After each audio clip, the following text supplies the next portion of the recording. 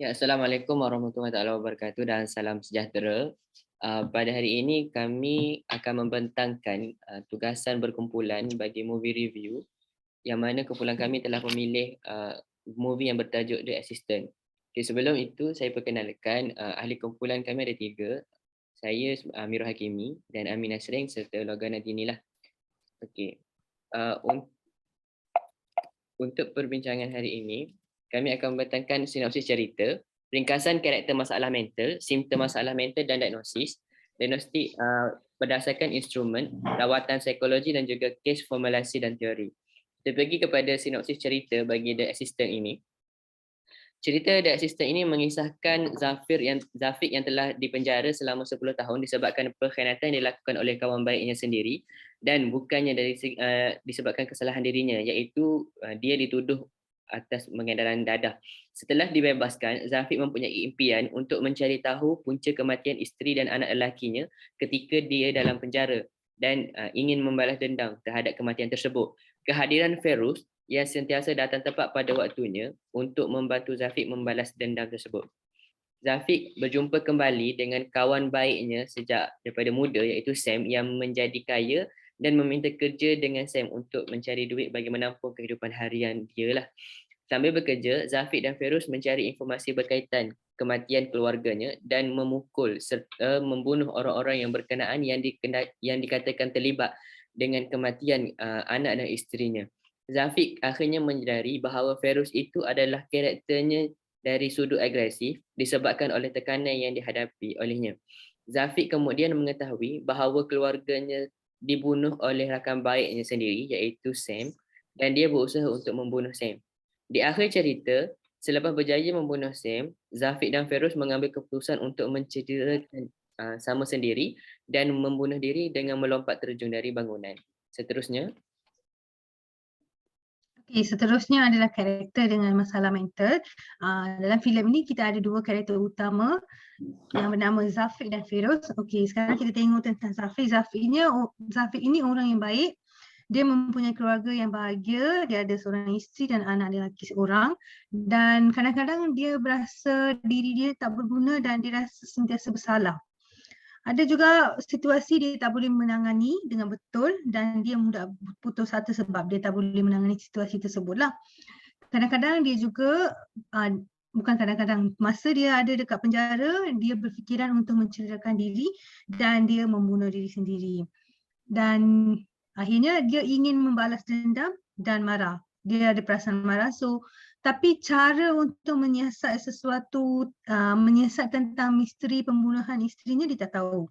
Dengan adanya ingin membalas dendam dan marah, wujudlah karakter Feroz. Seterusnya.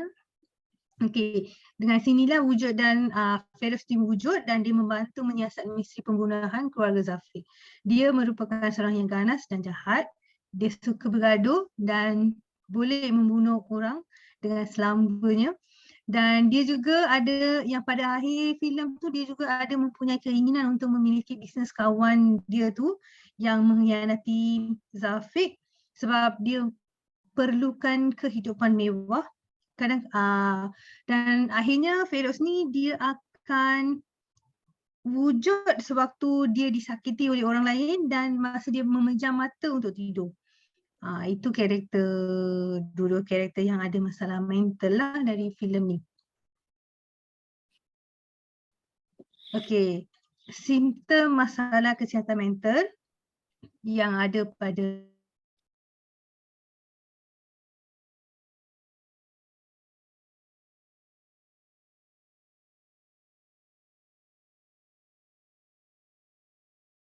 Loga, are you there?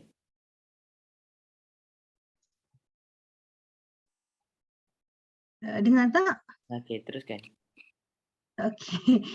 Dia juga menyalahkan diri sendiri sebab dia tak dapat menjaga keluarga dia dan dia tidak boleh membuktikan diri dia sebab dia tak bersalah kan. Tapi dia dituduh sebagai pengedar dadah. Dia juga membuat percubaan untuk bunuh diri seperti kelas tangan ke penjara dan pada permulaan cerita ni dia mengamuk, menjerit, membaling barang-barang sewaktu dia pergi tengok dia punya rumah yang dia 10 tahun lepas tu. Dan dia juga ada perasaan sangat marah dan keinginan membalas dendam sebab dia menginginkan keadilan.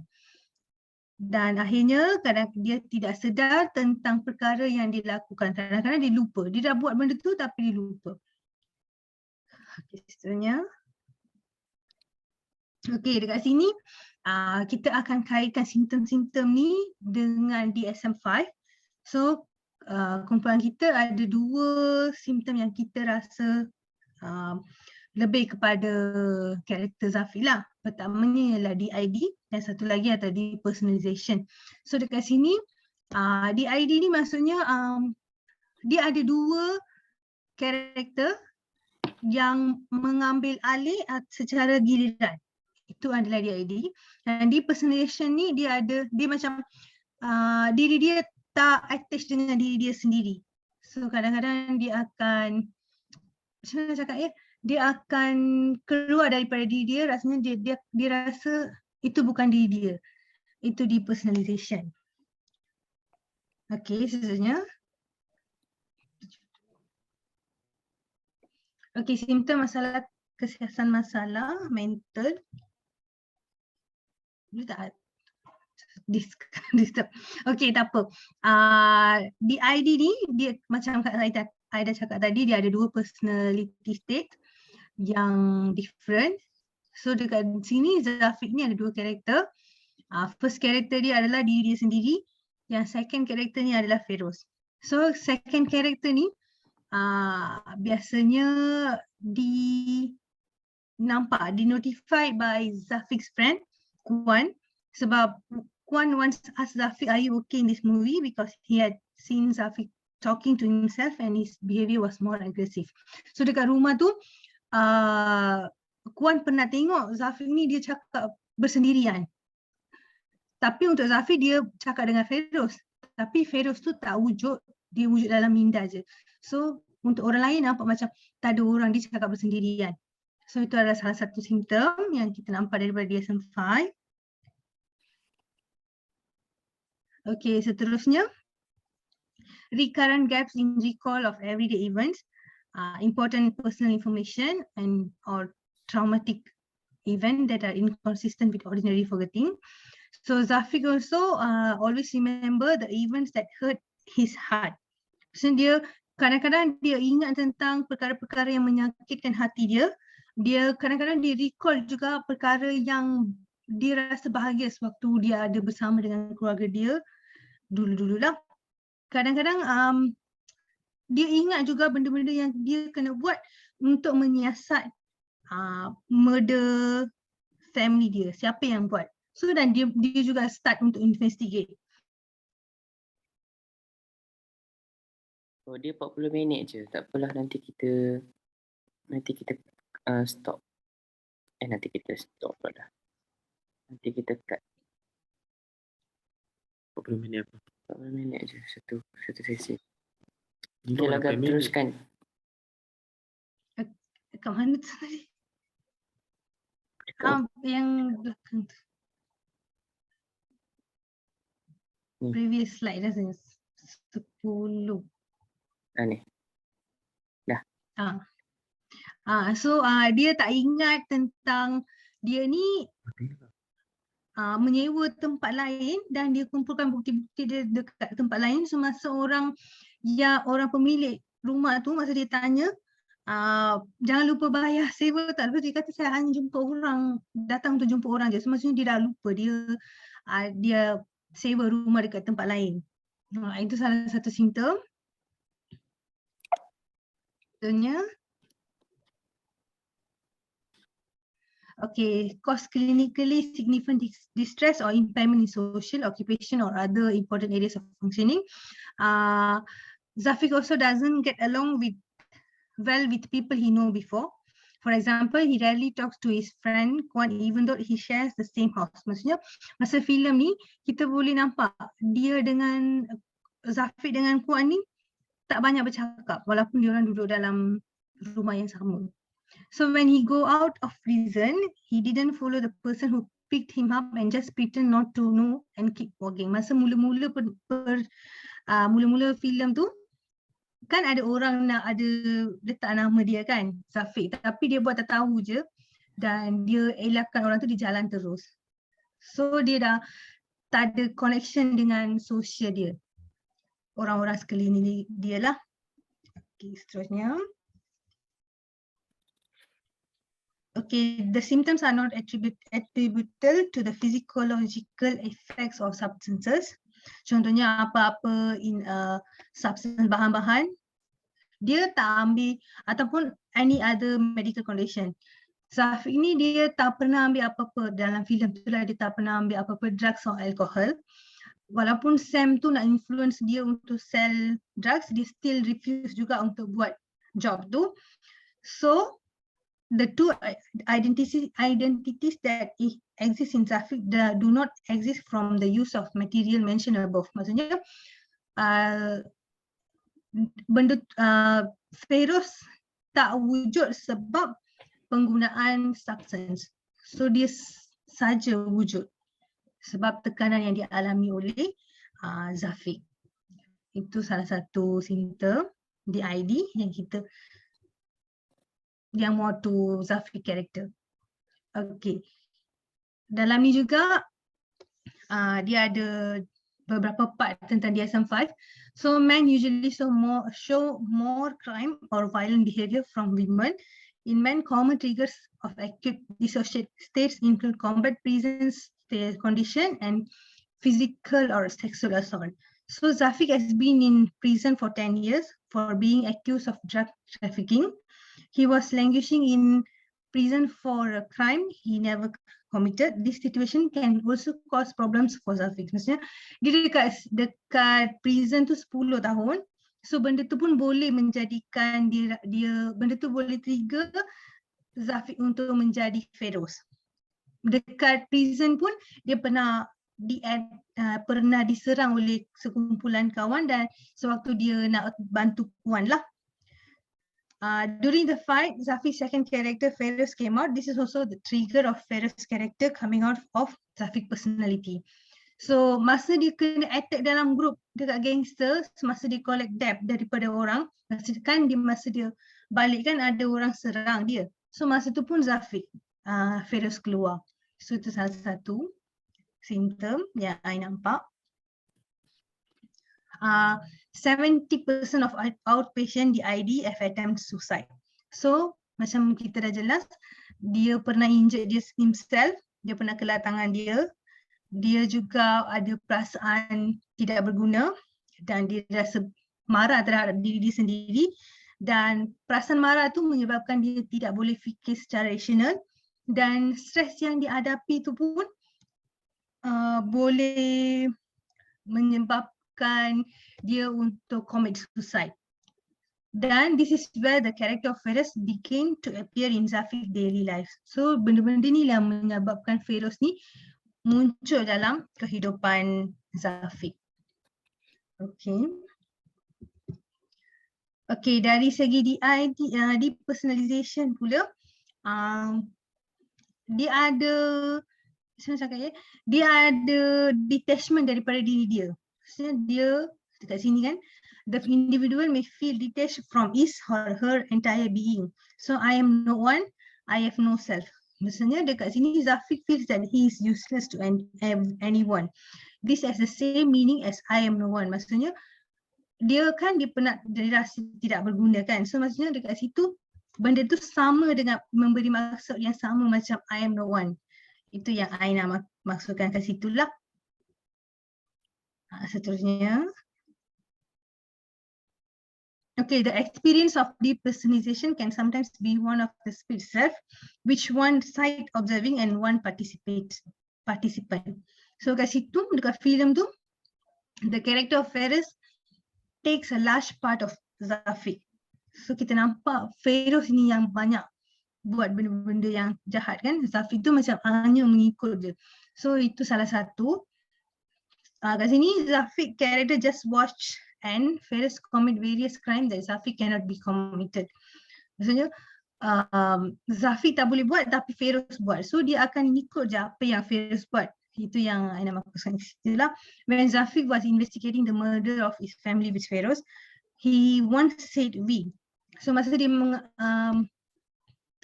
menyiasat tentang murder dia, dia pernah cakap kami. Tapi orang tu tanya kami. So dia macam blur lah. Ada dua orang kat situ. So this shows that one of himself is split and it cannot be seen by others. Maksudnya benda tu tak nampak. Hanya Zafiq yang nampak. Okey, seterusnya. Okey, seterusnya kita akan sambung diagnostik berdasarkan instrumen. Ada 3 instrumen yang digunakan. Pertama adalah Mental Status Examination, MSE. Di sini ada 5 domain. Yang pertama adalah perwatakan dan tingkah laku.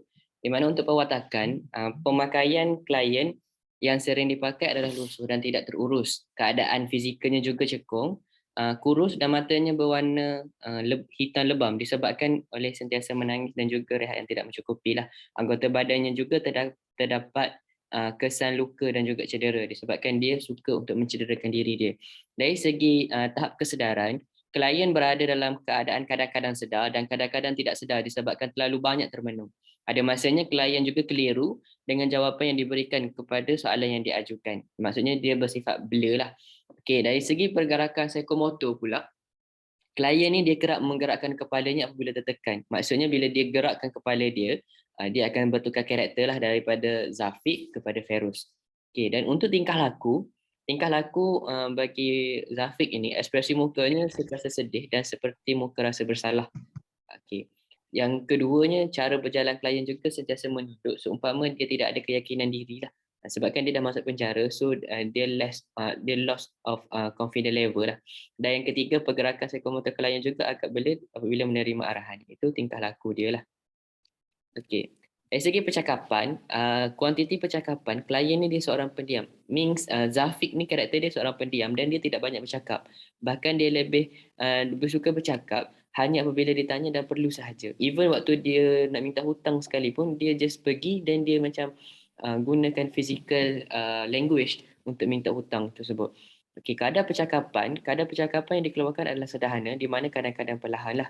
Okey, dan untuk nada percakapan, tone dia bercakap adalah kadang perlahan dan juga kadang kuat, tetapi lebih perlahan seumpama sedang berbisik. Maksudnya dia suka untuk macam sembang secara perlahan lah.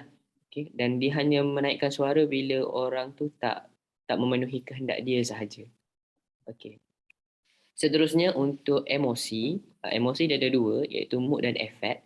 Untuk mood, emosi klien dalam keadaan tidak stabil dan suka untuk memecahkan barangan yang ada sekitarnya. Yakni dia suka kerap marah. Contoh situasi ketika mana dia keluar penjara, dia nampak gambar dan juga persekitaran yang ada, dia cuba untuk merosakkan semualah. Okey, yang kedua dia suka menangis apabila teringat tentang keluarganya. Dia mudah tersentuh apabila teringat tentang peristiwa-peristiwa yang melibatkan keluarga lah. Apabila tertekan, klien suka untuk gelak seorang diri dan cuba untuk memukul orang sekeliling. Ini emosi dia ni bila mana dia stres, karakter Feroz akan keluar lah dan dia suka gelak seorang-seorang. Okey, dari segi efek pula, muka klien kadang-kadang rasa nampak sedih. Memang nampak sedih. Bila mana dia karakter Zafiq, dia akan nampak sedih. Dan apabila dia berada di karakter Feroz, muka klien kadang-kadang gelak dan ketawa. Dia sangat, orang kata apa, suka gelak secara jahat lah. Okey, seterusnya persepsi. Domain persepsi dia lebih kepada depersonalization. Apabila disakiti, klien akan bertukar karakter daripada pendiam kepada agresif tanpa sedar. Tanpa dia sedar bahawa dia sudah pun bertukar menjadi Feroz. Dan juga klien merasakan dirinya mempunyai 2 personaliti yang berbeza dalam satu masa.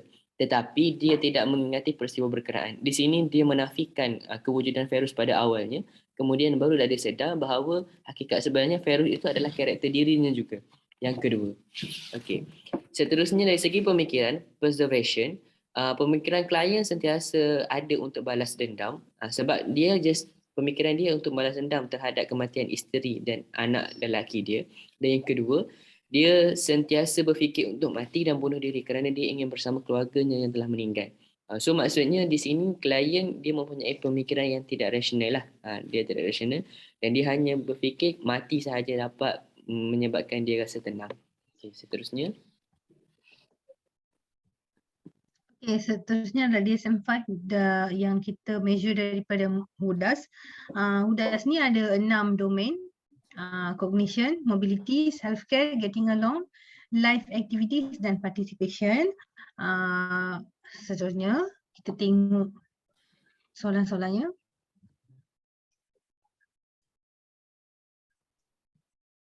Okay, yang pertamanya adalah saya tak ambil semua soalan ya.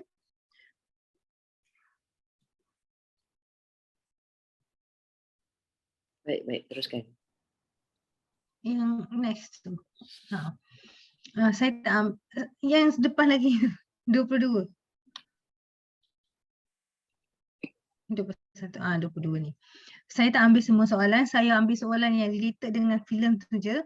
So kat sini I ambil soalan nombor 2, 3, 5, 6 untuk understanding the communication. So kat sini I dah masukkan jawapan dia dekat bawah lah, dan saya andaikan dia mild, severe ataupun ekstrim ke, semua saya andaikan sendiri. Yang nombor 1 tu dia remembering to do important things. So kalau kita tengok dia memang ingat untuk buat investigation tentang keluarga orang yang membunuh keluarga dia.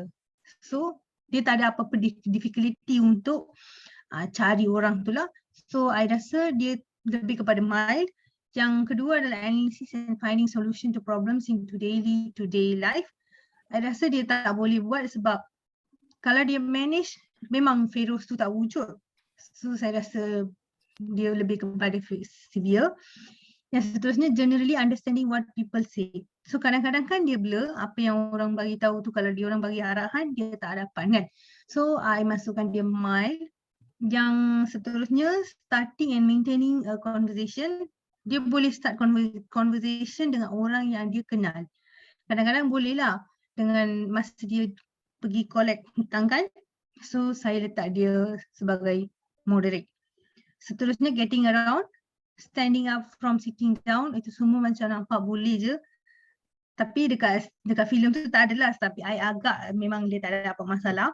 Dan moving around inside your home, ada juga dia kadang-kadang masa dia bercakap dengan puan tu kan, dia pernah masuk dalam bilik semua tu. So boleh. Yang getting out of your home, dia memang always keluar daripada rumah untuk melakukan jenayah. So tak ada apa masalah lah tu. Yang kita pun nampak dekat filem tu dia banyak berjalan je kan. Dia tak pernah naik motor. Ada juga masa tu dia pernah naik kereta dengan Feroz. So I rasa dia juga pernah berjalan kaki untuk investigate family murder dia. So memang tak ada masalah. Yang seterusnya, okay, self-care, getting dressed. Kalau kita nampak kat filem tu, dia selalu pakai t-shirt yang sama kebanyakan masalah. So severe, I masukkan. Stay by yourself for a few days, maksudnya dia secara bersendirian. So memang kita nampak dia always alone. Kadang-kadang je dia boleh cakap dengan Wan, Sam semua.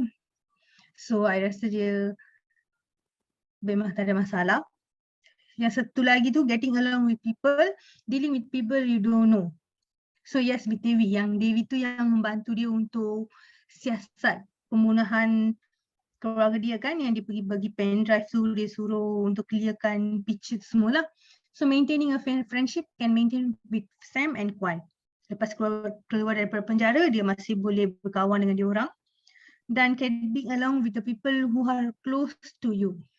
Dia tak pernah pergi mana-mana dengan Puan ke Sam ke tak. Dia just pergi tengok lepas tu dia balik. Yang seterusnya adalah making new friends pun tak ada. So I masukkan dia ke extreme or cannot do. Okay, seterusnya. Okay, life activities. Dekat sini life activities ni saya semua letakkan extreme or cannot do sebab kita tak nampak dekat filem tu. Dan I rasa memang dia tak pernah buat household responsibility. Household responsibility ni kan macam benda-benda yang kita buat secara harian dekat rumah kan. Buat kerja rumah, menyapu ke, masak ke, memang tak nampak. So I rasa dia tak buat juga sebab dia memang fokus kepada orang yang bunuh dia dan bunuh family dia dan membalas dia dendam. Yang seterusnya adalah tentang pekerjaan dia, your day-to-day work or school. Dia working sebagai debt collector, pengutip hutang, so tak ada apa masalah. Ada tak dia boleh buat important work? Sebenarnya dia kerja sebagai pengutip hutang, tapi dia tak buat kerja tu sambil-sambil dia pergi menyiasat tentang keluarga dia. Sebab itulah dia pergi minta kerja dekat Sam untuk jadi pengutip hutang. So I masukkan dia semua CV lah. So getting all the work done that you need to do. Kadang-kadang dia tak buat kerja tu sebab tu saya tak tahulah nama perempuan tu siapa. Dia pernah tegur dia, kenapa awak nak pergi kutip hutang tapi awak pergi siasat pula tentang pembunuhan keluarga awak. Dan akhirnya getting your work done as quickly as needed. Itu pun saya rasa dia tak buat juga. So semua saya masukkan dalam CV dia. Seterusnya. Okay, participation in society. How much of the problem did you have in joining in community activities?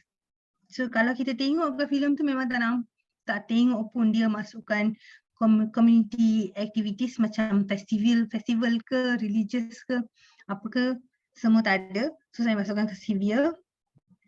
Dan health conscious pun tak ada.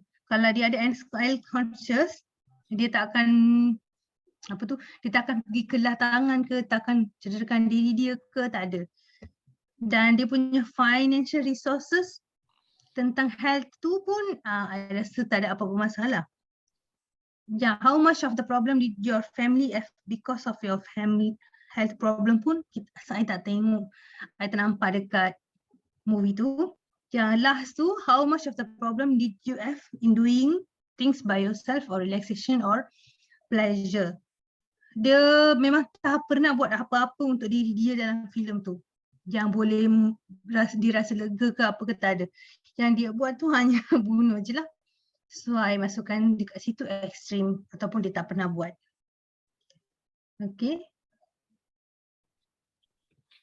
Okey, baik. Untuk instrumen yang kita guna adalah instrumen yang saya gunakan untuk dalam filem ni, the system. Kita guna instrumen MCLIM Screening Instrument for BPD ataupun MSI BPD. Instrumen ni agak ringkas, dia mengandungi hanya 10 item soalan. Dan daripada 10 item soalan, untuk kita kategorikan dia ada kecelaruan personality borderline, dia mesti iaitu 7 kriteria ataupun 7 item yang menunjukkan yes, yang menunjukkan ada dia punya simptom kepada kecelaruan personality.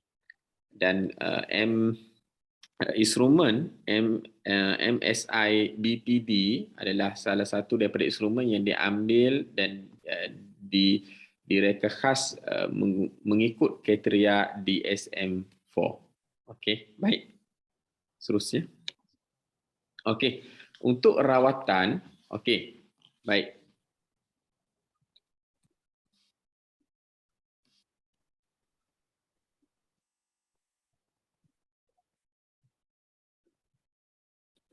Kita nak merawat apa? Boleh teruskan.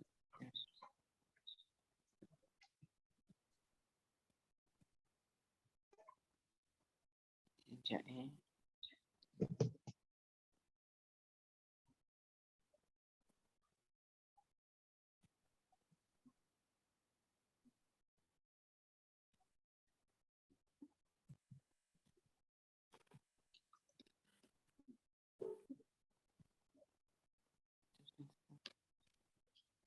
Okey, bagi untuk rawatan psikologi dan medication, okey, saya mulakan dengan rawatan psikologi dahulu. Terdapat beberapa rawatan psikologi yang boleh dijalankan oleh terapis ataupun psikologi klinikal ataupun kaunselor dalam membantu individu yang ada DID atau menghadapi simptom-simptom DID.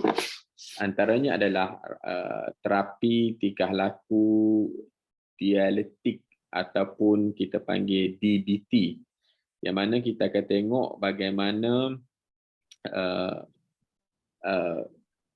klien melalui satu proses terapi yang memfokuskan kepada dua elemen, iaitu perubahan dan penerimaan. Yang kedua adalah terapi psikodinamik psikoterapi, iaitu satu terapi yang membantu orang untuk memahami dengan lebih baik aspek tidak sedar tentang penderitaan mereka. Okey. Seterusnya EMDR, iaitu satu terapi iaitu untuk mengurangkan kesusahan yang dikaitkan dengan kenangan traumatik. Jadi kalau kita tengok di sini, Zarif ada satu kenangan yang agak traumatik. Jadi ia agak sesuai untuk kita menjalankan terapi psikologi EMDR. Dan terapi yang terakhir, rawatan psikologi yang boleh kita jalankan adalah terapi skema.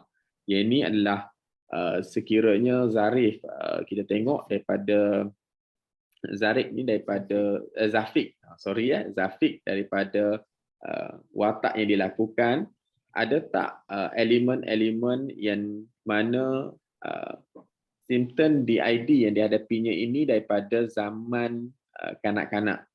Okey. Dan kalau kita lihat, tidak ada dalam watak Zafik menunjukkan bahawasanya beliau mengalami DID ini disebabkan trauma yang berlaku di zaman beliau kanak-kanak. Okey, next.